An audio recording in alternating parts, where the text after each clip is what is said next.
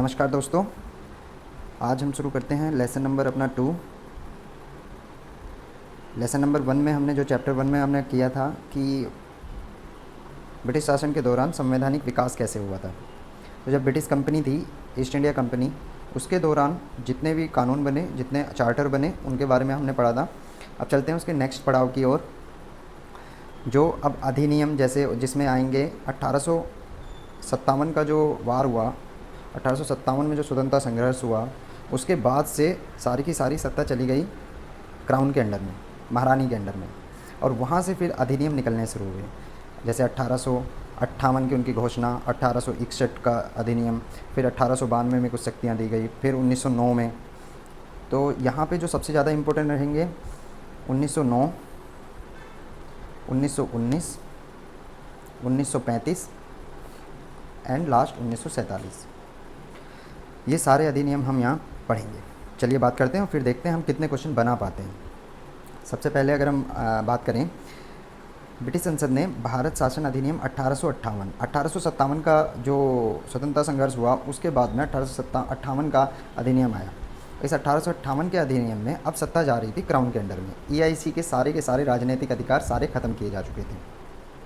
यहाँ पे हमारा शासन चला गया ब्रिटिश ताज के अधीन, क्योंकि बहुत दिनों से संघर्ष चल रहा था, इसलिए चार्टर आए, रेगुलेट किया, उन पे एक्ट बनाए, और अब कहीं ना कहीं ये पूरी की पूरी पृष्ठभूमि बनाई थी, इसका आधार बनाया था। इसको एक केवल तात्कालिक कारण कहेंगे कि 1857 का संघर्ष हुआ तो सत्ता चली गई क्राउन के अंडर में, लेकिन ये पूरा इम्पीरियलिज्म के एक देश था।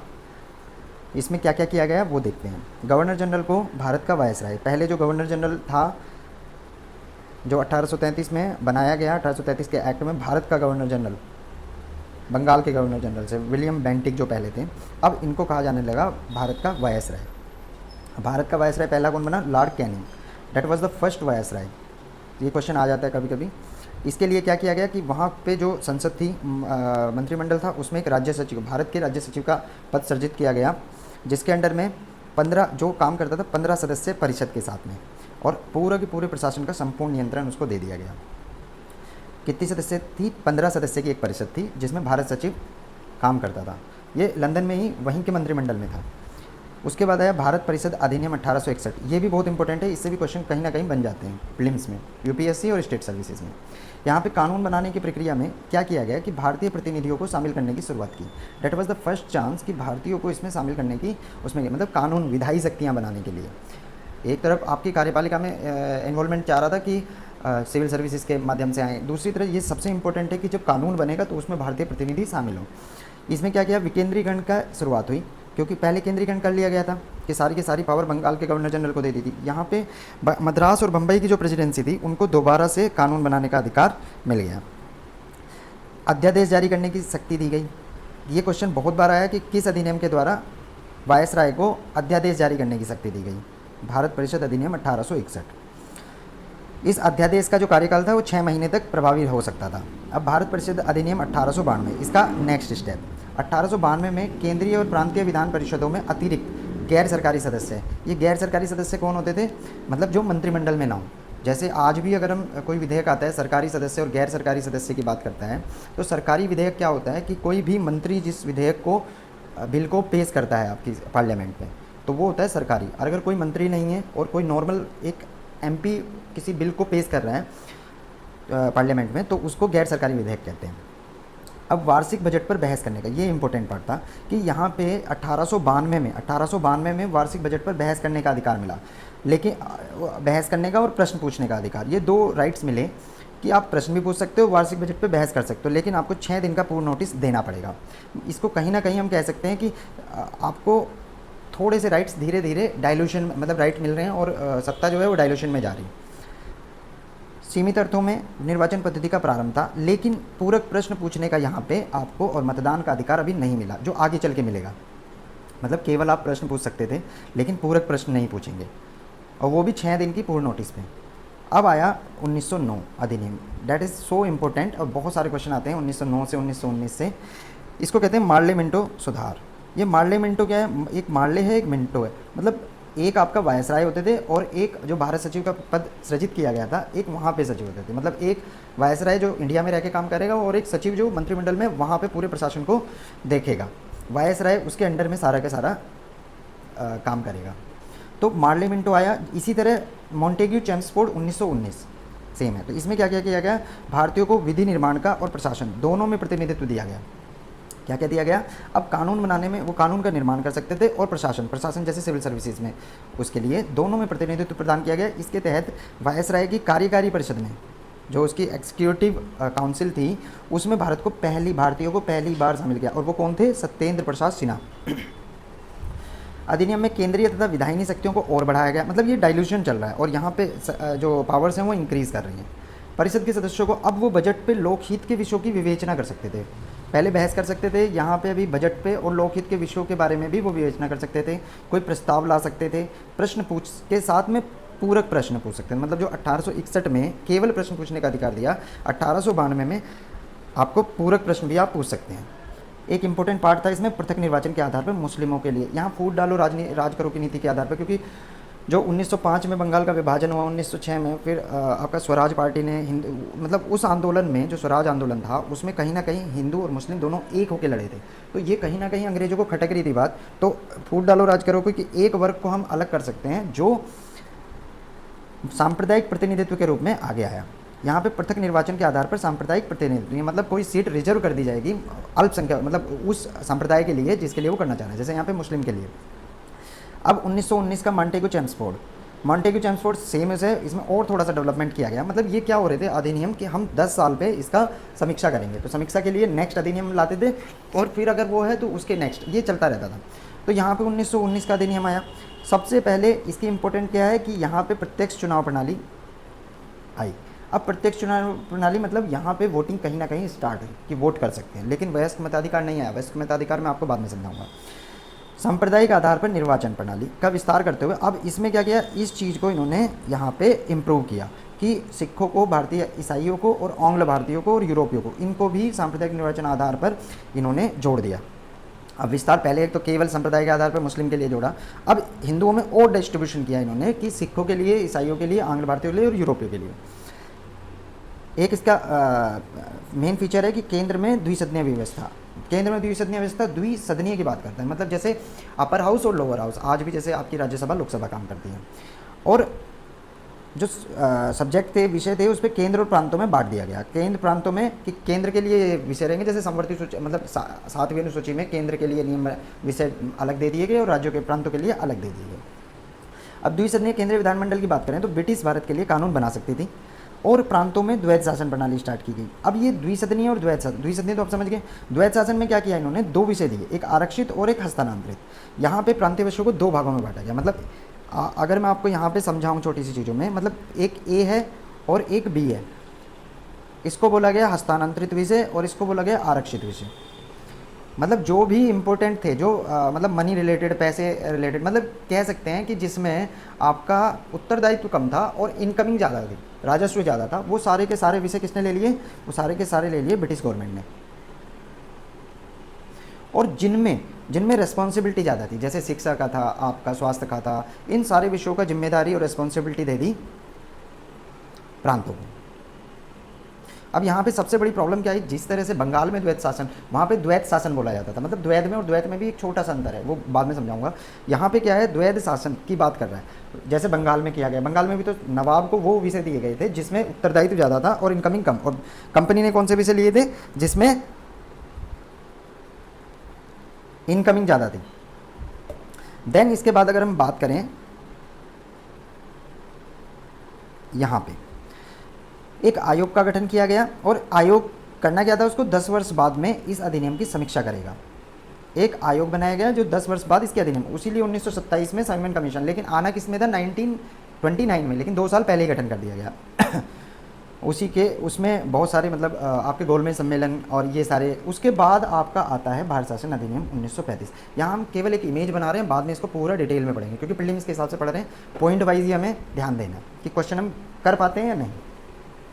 अब यहाँ पे भारत में संघात्मक सरकार की बात हुई। संघात्मक सरकार मतलब एक फेडरल सिस्टम, मतलब जहाँ पे आपका प्रांत और केंद्र दोनों मिलके काम करेंगे 1935 के अधिनियम में। तो इसके लिए सबसे पहले क्या किया गया, जो प्रांतों में द्वैध शासन किया गया था, हस्तांतरित और आरक्षित विषय किए गए थे, वो यहाँ पे समाप्त कर दिए गए और केंद्र में द्वैध शासन प्रणाली लगा दी गई। अब ये सिस्टम जो गया वो केंद्र पे चला गया।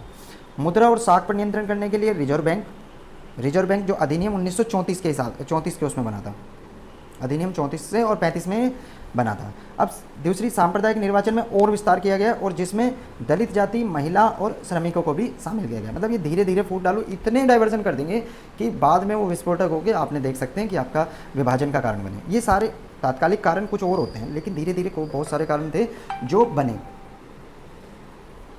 1937 में संघीय न्यायालय की स्थापना की गई। इस अधिनियम के द्वारा क्या किया गया, बर्मा को ब्रिटिश भारत से अलग किया गया। एक संघीय न्यायालय, सुप्रीम कोर्ट, जिसे फेडरल कोर्ट कहते हैं, एक्चुअली इसको बोलते हैं एफसी, फेडरल कोर्ट, कब बना, 1937 में। बर्मा को ब्रिटिश भारत से अलग किया गया।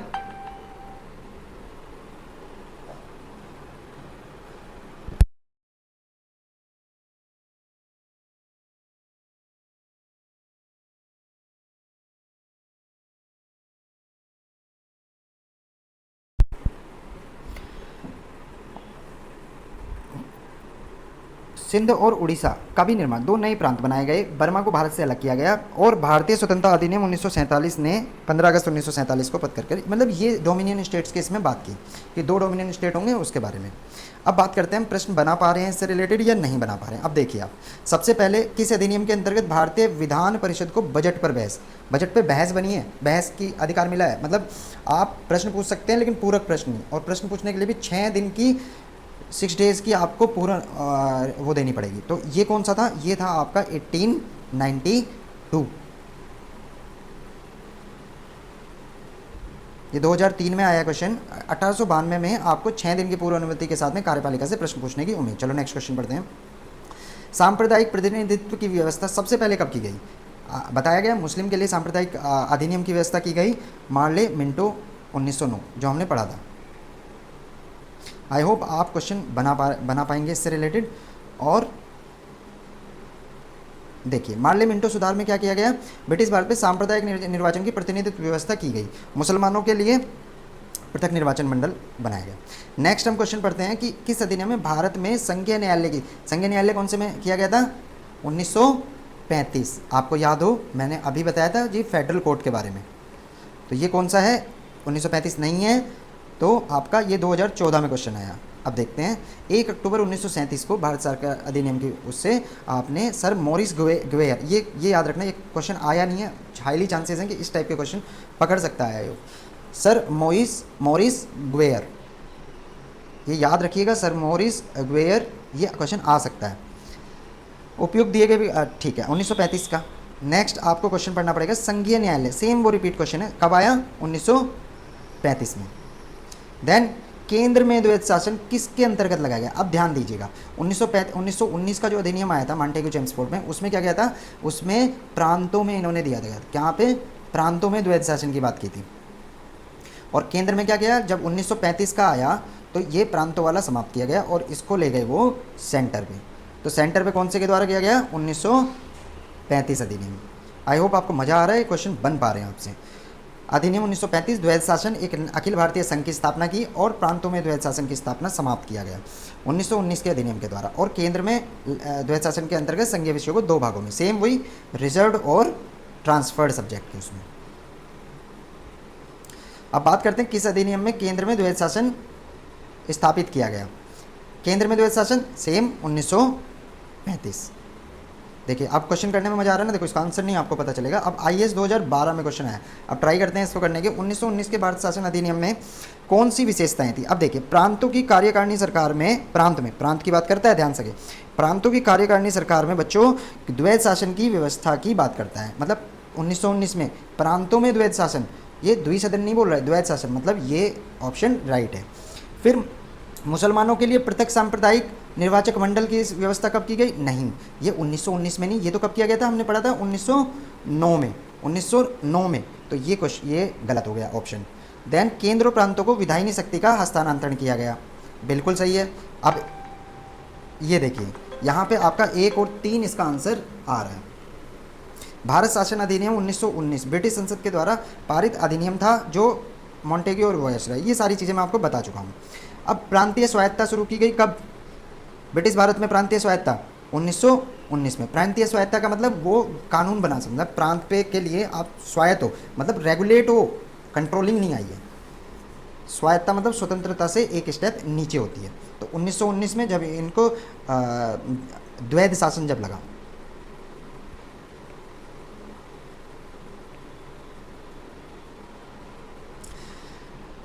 भारतीय विधायी पालिका में पहली बार द्विसदनीय बनाई गई। कब बनाई गई द्विसदन? सेम 1919 1919 में ही तो द्विसदन बनाई थी। और इसमें ध्यान देना कि अपर हाउस कौन सा था? राज्य परिषद, सेम आज की तरह का काउंसिल ऑफ स्टेट होता था।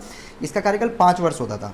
इसकी धारा 18 के तहत 60 सदस्यों में से 20 सदस्य सरकारी और दूसरी होती थी lower house central legislative assembly, जिसको केंद्रीय विधानसभा बोलते थे। इसकी 3 वर्ष होती थी प्रथम बैठक से, दोनों की प्रथम बैठक से। और भारत सरकार का अधिनियम 1919 में ये किया गया कि 140 सदस्य थे। लोअर कोर्ट में, लोअर हाउस में कितने थे? एलएच में आपके 140 में से, जिसमें 100 निर्वाचित थे और फिर 40 आपके नॉमिनेटेड होते थे। नॉमिनेटेड का मतलब ये हो गया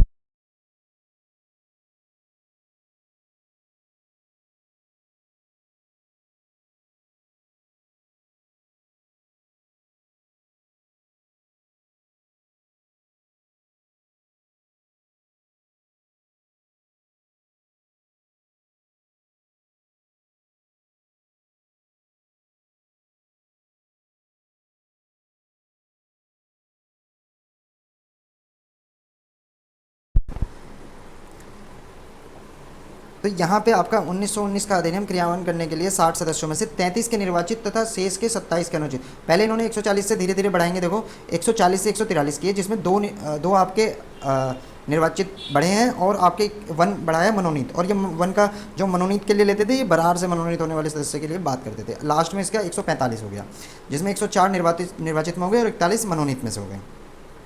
केंद्र में कौन सा एक्ट द्विसदनीय विधायिका लाया? सेम हमने पढ़ा है, द्वैध शासन कब आया केंद्र में? 1919 के एक्ट में। ये देखो एमपीपीसीएस 2013 में क्वेश्चन आया है। अब बात करते हैं 1919 के मॉन्टेग्यू चेम्सफोर्ड सुधारों में 21 वर्ष से अधिक आयु की सभी महिलाओं के लिए मताधिकार की संस्तुति की गई। मतलब 21 वर्ष से अधिक आयु की सभी महिलाओं के लिए। अब एक चीज़ है कि यहाँ पे वयस्क मताधिकार की बात करते हैं एक पार्ट में। मतलब वयस्क मताधिकार 21 वर्ष की आयु में वयस्कता को प्राप्त कर लेते हो और सभी महिलाओं को, तो मतलब ऐसा तो हुआ ही नहीं था। जो वोटिंग के राइट्स दिए गए थे उसमें 3 चीज़ें की गई थी। कौन कौन सी? एक एजुकेशन के बेस पे, दूसरा आपका जो आपकी प्रॉपर्टीज़ थी संपत्ति के बेस पे। इन चीज़ों में अगर हम बात करें तो यहाँ वयस्क मताधिकार की बात की ही नहीं जा रही है, तो गलत हो गया। अब 1935 के गवर्नमेंट ऑफ इंडिया एक्ट की अगर हम बात करें, विधानमंडल में महिलाओं के लिए आरक्षित स्थानों का प्रावधान किया गया। मतलब ये आरक्षित स्थानों के प्रावधान की बात करते हैं, मतलब महिलाओं के लिए रिजर्व कैटेगरी। ये आपका सही हो सकता है। देखिए आपका बी, केवल 2 ही सही है, पहला गलत हो गया। क्यों गलत हुआ? क्योंकि सरकार ने क्या किया गया, ये अभी देखो लेटेस्ट में आईएएस 2021 में क्वेश्चन आया। मॉन्टेग्यू चेम्सफोर्ड सुधारों में अगर बात करें 1919 में महिलाओं को मताधिकार प्रदान किया गया था, परंतु यह सीमित वर्ग की महिलाओं के लिए था, वयस्क मताधिकार पर नहीं था। बच्चों समझ में आया कैसे क्वेश्चन को हैंडल करते हैं? 1935 में जो अधिनियम आया उसमें सांप्रदायिक निर्वाचन की विस्तार करते हुए दलित वर्ग, महिला वर्ग और श्रमिकों के लिए बढ़ाया गया था। मतलब कहीं ना कहीं महिलाओं की बात करता है ना, तो उसके लिए रिजर्व किया गया था, इसलिए कथन 2 सही है। अब भारतीय सिविल सेवा में की बात करते हैं। अब भारत सरकार अधिनियम ने 1919 में भारतीय सिविल सेवा के लिए एक अलग से परीक्षा का प्रावधान किया गया जो भारत में होनी थी। अब ये दिल्ली और इलाहाबाद में, पहले इलाहाबाद में फिर दिल्ली में होनी शुरू हुई थी, लेकिन ये 1919 के आधार पर हुई थी या उससे पहले हो चुकी थी? ये तो पहले ही हो चुकी थी, मतलब ये आपका गलत हो गया। अब आपका नहीं, भारतीय सिविल सेवा के लिए एक अलग परीक्षा, सॉरी ये आपका सही होगा, सॉरी यहाँ पे क्या हुआ, यहाँ पे 1900 एक अलग परीक्षा की बात करता है। मतलब पहले क्या होता था, जब परीक्षा होती थी लंदन में भी होती थी और यहाँ पे भी होती थी, वहाँ से चयन होता था। 1919 का जब अधिनियम आया तो 1919 के अधिनियम में एक अलग परीक्षा का प्रावधान किया गया। अब भारतीय सिविल सेवा में 1941 तक भारतीयों का प्रतिनिधित्व यूरोपियों से अधिक था। बिल्कुल अलग होगा। जिस तरह से भारतीय इसमें शामिल होना शुरू किए गए, उसी तरह से धीरे धीरे जो यूरोपीय थे वो कम होते चले गए, क्योंकि पॉपुलेशन के हिसाब भी रहता है और धीरे धीरे आपके लोकल में एग्ज़ाम हो रहे हैं, तो ये दोनों के दोनों आपके सही हो गए। अब जब मेरिट आधारित ICS का प्रारंभ 1854 में लंदन में हुआ और 1855 में प्रतियोगी परीक्षा लंदन में आयोजित की जाने लगी। फिर भारतीयों की मांग चल रही थी, तो सबसे पहले 1919 के और अनुरूप 1922 से, ये डेट याद रखना, ये बहुत इंपॉर्टेंट डेट है, 1922 में भारत में होनी प्रारंभ हुई। पहले इलाहाबाद और बाद में दिल्ली में। तो पहले लंदन में और इंडिया में दोनों में होती थी, फिर 1922 से इलाहाबाद और दिल्ली में, और वही जो 1941 तक स्पष्ट रूप से प्रतिशत जो था यूरोपियों का कम होना शुरू किया गया और इंडियंस का बढ़ गया। अब निर्वाचन शासन अधिनियम 1919, कौन सा निर्वाचन हुआ था? अब निर्वाचन की बात करते हैं 1919 के तहत। 1919 के अधिनियम में एक तो आंख बंद करके आप मारिए 1926, 1937 नहीं हुआ क्योंकि 1937 1935 के उसमें, तो और दूसरा 1945। जिस हिसाब से ये किया गया ये दोनों सही होने चाहिए।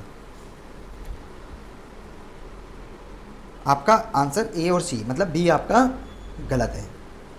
तो 1926 और 1945 की केंद्रीय विधानसभा का चुनाव जो हुआ वो अधिनियम 1919 के अंतर्गत हुआ। ये देखो RS 2018 में क्वेश्चन आया।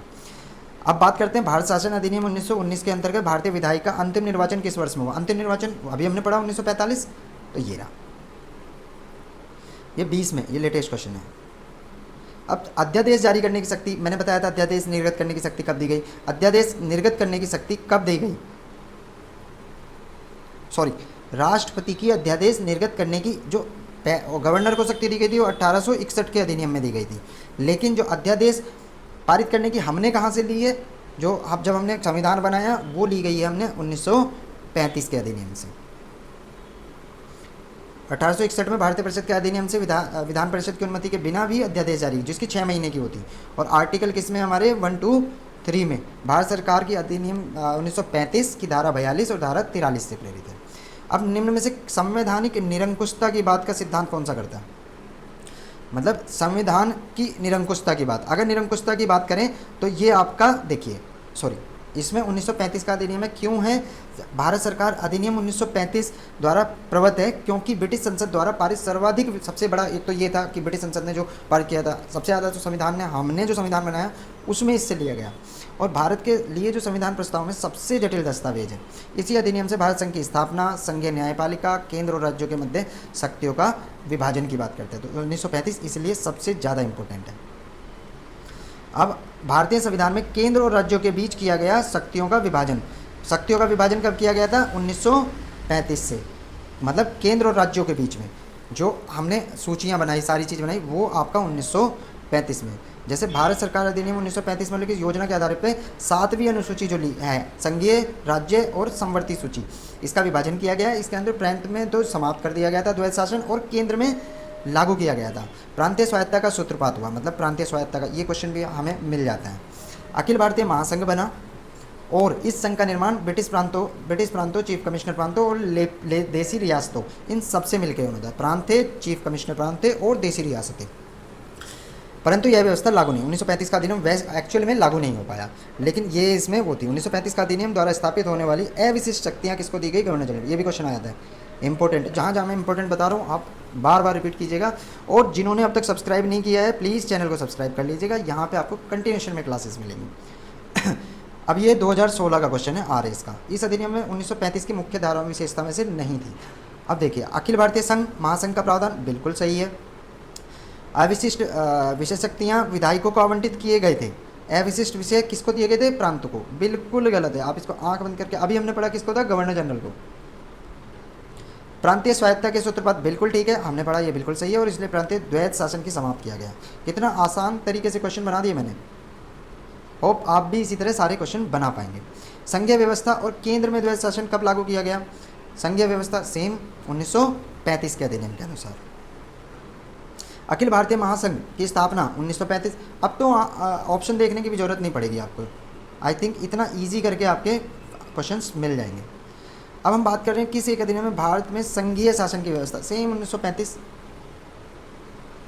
अविशेष शक्तियाँ किसको प्राप्त थी? गवर्नर जनरल को। याद रखना, पढ़ा था ना हमने 1935 में किसको, मतलब एक बार क्वेश्चन आया, ये IAS 2018, मतलब IAS भी इतना आसान क्वेश्चन पूछ सकता है। आप बिलीव कर सकते हैं कितना, मतलब कितना इंपॉर्टेंट पार्ट प्ले करते हैं जो मैं पढ़ा रहा हूँ आपको। इसलिए इसको सब्सक्राइब जरूर कीजिएगा। कोई भी क्वारी है कमेंट्स बॉक्स में, कोई फीडबैक है आप कमेंट्स बॉक्स में, आपका सभी का वेलकम है।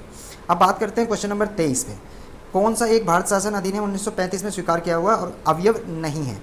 देश के लिए लिखित संविधान 1935 किया गया है। विधानमंडल के लिए निर्वाचित और जवाबदेह प्रतिनिधि, बिल्कुल सही। एक संघ की योजना पर विचार और विधानमंडल के लिए सरकारी सदस्यों का समायोजित नॉमिनेट करना, भाई नॉमिनेशन का तो दिया गया था विधानमंडल में, ये आपका सही है। संघ सरकार की योजना पर विचार, बिल्कुल एक भारतीय संघ बना था और विधानमंडल के निर्वाचित और जवाबदेह, वो तो 100%। लिखित संविधान की बात यहाँ से नहीं ली हमने। लिखित संविधान कहाँ से? वो आपका यूएसए से। सबसे छोटा और लिखित संविधान यूएसए का है। अलिखित संविधान किसका है अगर मैं पूछूँ तो? ब्रिटेन का। 1935 का गवर्नमेंट ऑफ इंडिया एक्ट क्यों महत्वपूर्ण है? अब इसकी महत्वपूर्ण की बात करते हैं। ये संविधान का प्रमुख स्रोत है सॉरी बिल्कुल। इसके द्वारा भारत को स्वतंत्रता मिली? नहीं, ये नहीं आएगा। इसके द्वारा भारत विभाजन उल्लिखित है? नहीं। और इसके द्वारा राष्ट्रीय समाप्ति? नहीं। तो आंसर ए आपका प्रमुख स्रोत है। यहाँ से सबसे ज़्यादा वो क्या क्या लिया गया, एक बार हम इसको रिपीट कर लेते हैं। संघात्मक सरकार की स्थापना की बात करता है, केंद्र में द्वैध शासन की बात करता है, प्रांतों के द्वैध शासन के स्थान पर स्वायत्त शासन की बात करता है, द्विसदनीय केंद्रीय विधानमंडल की बात करता है, प्रांतीय शासन व्यवस्था की बात करता है, और प्रांतीय विधानमंडल की और फेडरल कोर्ट की। ये सारे के सारे जो एफसी बना था फेडरल कोर्ट, जो आज का सुप्रीम कोर्ट कहते हैं, उसी हिसाब से। फिर निम्न अधिनियम से फलस्वरूप बर्मा किससे अलग हुआ? बिल्कुल 1935 से हुआ। अब देखो कैसे क्वेश्चन हम बना पा रहे हैं। यहाँ आज हमारी क्लास यहीं तक चलेगी। ये हमारा चैप्टर हम लेसन 1.1 कवर कर चुके हैं। नेक्स्ट में हम लेके आएंगे निर्माण प्रक्रिया की बात, कैसे कैसे हमने संविधान सभा कैसे बैठी, कैसे वही, और किस तरह से इन्होंने सारी चीज़ें बनाई। चलिए आप मुझे इसी के लिए टाटा बाय बाय। लेकिन उससे पहले एक चीज़ है कि आप सब्सक्राइब जरूर कीजिएगा। आपको निरंतर कंटिन्यूएशन के जो यूपीएससी में आपको और स्टेट सर्विसेज के पीसीएस में आपकी हेल्प करेगा। संपूर्ण 8 के 8 खंडों को हम कवर करेंगे, 8 पार्ट्स जो हैं आपके 1 बाय 1 करते हुए। और टेलीग्राम का चैनल का हमारा लिंक है, अगर कोई भी क्वारी है हमारी टीम से आप पूछ सकते हैं। डेली वहाँ पे एक डिस्कशन होता है रात को 10 बजे, बहुत अच्छा, किसी मुद्दे को लेके। आज का मुद्दे की अगर हम बात करें तो कूनो जो नेशनल पार्क है वहाँ पे चीतों का जो वेलकम हुआ है वो किस हिसाब से, वहाँ पे चुनौतियाँ किस हिसाब से हैं, भारत किस तरह से जलवायु परिवर्तन को ठीक करने में हेल्प कर रहा है, और ये कितना महत्वपूर्ण होगा आगे चल के। चलिए।